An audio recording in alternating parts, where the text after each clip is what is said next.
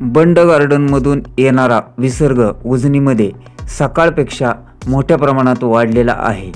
संभाव्य पूर स्थिती टाळण्यासाठी सोलापूर जिल्ह्याचे पालकमंत्री जयकुमार गोरे यांनी प्रशासनाला तशा सूचना दिलेल्या असल्याची माहिती समोर येत आहे।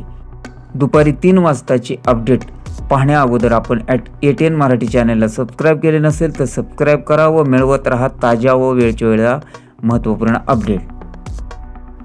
उजनी धरणामध्ये सकाळी 58,585 क्युसेक्सने आवक येत होती, मात्र त्यामध्ये दुपारपर्यंत मोठ्या प्रमाणात वाढ होऊन 70,000च्या आसपास विसर्ग गेला।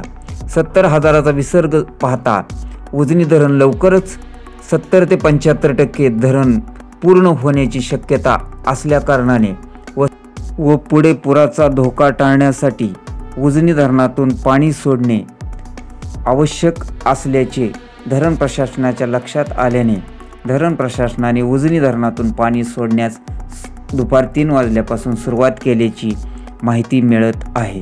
उजनी धरण सकाळच्या तुलनेत आता जवळपास 65 ते 66% दुपारपर्यंत पूर्ण झालेले आहे। दुपारी 4 वाजल्यापासून उजनी धरणाच्या मुख्य दरवाजातून 10,000 क्युसेक्सने विसर्ग सोडण्यात येणार आहे। तसेच दुपारी 3 वाजल्यापासून पॉवर हाऊसमधून 1600 क्युसेक्सचा विसर्ग उजनी धरणातून सोडण्यात येणार असल्याची माहिती मिळत आहे। उजनी धरणामध्ये सध्या 100 TMCहून अधिक पाणीसाठा जमा झालेला आहे।